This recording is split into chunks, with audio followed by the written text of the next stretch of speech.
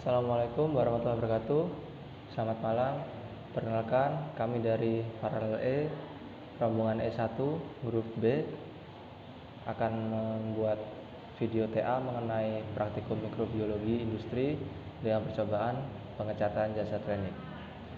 Sebelum itu, untuk rombongan E1, grup B, beranggotakan saya, Arya Mada Wiratama, dengan NPM 200310101088 dan partner saya, Yasmin Nur Rahmawati, dengan NPM 200310101081. Sebelum itu, saya akan membacakan mengenai apa tujuan dari praktikum atau percobaan pengecatan jasa teknik itu sendiri.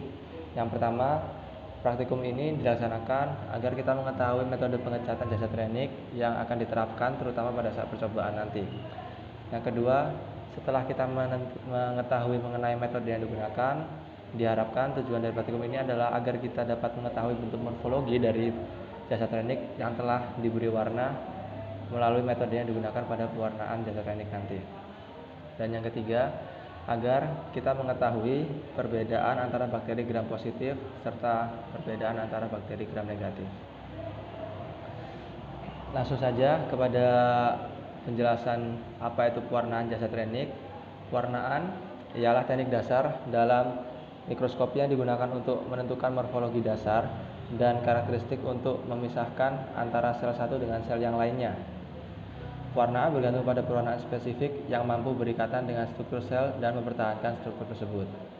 Untuk metode pewarnaan sendiri terdapat berbagai macam. Ada 5 macam, yaitu metode sederhana, metode gram, kemudian pewarnaan spora, pewarnaan flagella, dan pewarnaan meson.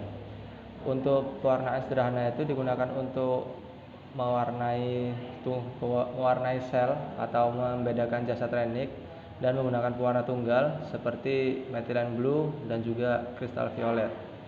Tujuannya untuk memberikan kontras atau perbedaan antara bakteri dan latar belakang. Kemudian untuk pengecatan gram itu merupakan metode empiris untuk membedakan spesies bakteri gram positif dan bakteri gram negatif.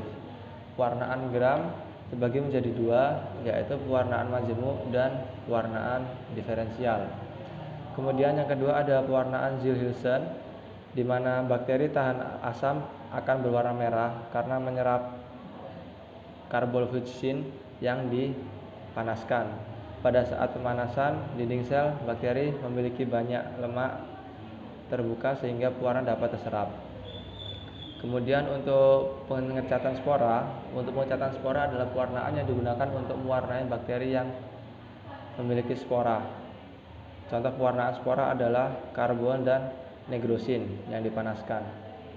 Selanjutnya ada pewarnaan negatif, di mana pewarnaan negatif ini merupakan pewarnaan di mana kita tidak mewarnai bakterinya melainkan mewarnai latar belakangnya. Dilakukan pada bakteri yang sukar diwarnai oleh pewarna sederhana seperti Spirosiva. Pewarnaan bertujuan memberi warna gelap pada latar belakang tersebut. Jadi nanti kita tetap bisa membedakan, namun yang diwarnai bukan bakterinya melainkan latar belakangnya. Dan yang terakhir ada pewarnaan flagella, di mana pewarnaan ini dilakukan untuk memperoleh hasil yang baik tanpa dicelupkan zat pewarna. Larutan kristal violet bisa bertindak sebagai pewarna utama. Untuk pewarnaan flagella ini, kristal violet akan membentuk endapan di sekitar flagel sehingga meningkatkan ukuran nyala flagel. Selanjutnya ada fiksasi. Fiksasi dikenal sebagai proses fisiokimia di mana sel atau jaringan difiksasi secara kimiawi. Akibatnya jaringan atau sel dapat memerangi pengobatan berturut-turut dengan reagen yang berbeda, dengan kerusakan morfologi yang dapat diabaikan. Untuk tujuan dari fiksasi sendiri ada 3. Yang pertama yaitu membunuh bakteri yang dapat mengganggu proses pengecatan. Yang kedua, melekatkan bakteri di atas kaca objek atau kaca preparat. Kemudian yang terakhir yaitu meningkatkan sifat afinitas dari pewarnanya.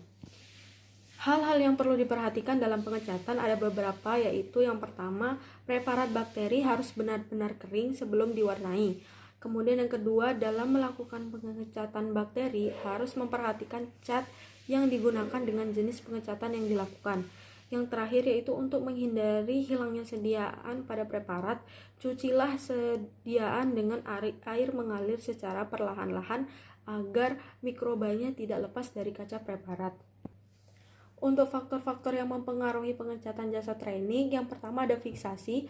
Cara fiksasi yang biasanya paling banyak digunakan dalam pewarnaan bakteri ialah dengan membuat lapisan suspensi bakterinya itu di atas gelas bunsen yang kemudian dikeringkan dan dilakukan beberapa kali di atas api lampu spiritus atau bunsen tadi.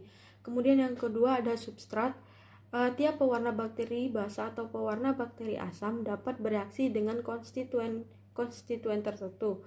Oleh sebab itu, substrat organik atau seperti lipid-lipid, protein-protein, asam-asam nukleat, dan karbohidrat juga akan mempengaruhi pewarnaan biologi dari mikroba tersebut. Yang ketiga ada intensitas pewarnaan. Intensitas pewarnaan ini dapat dilakukan dengan beberapa cara, antara lain dengan mempertinggi kadar dari pewarna bakteri atau menambah suatu mordan. Yang keempat ada pelunturan pewarna bakteri atau decolorizer. Decolorizer ini biasa digunakan untuk mendapatkan kontras yang baik pada bayangan mikroskop. Kemudian yang terakhir ada zat penutup atau zat warna larutan lawan.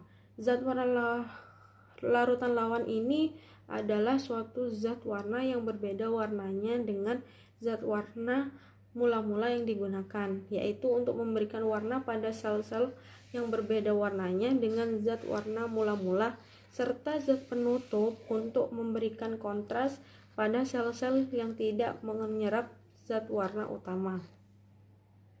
Sekian dari kami, kurang lebihnya mohon maaf. Wassalamualaikum warahmatullahi wabarakatuh.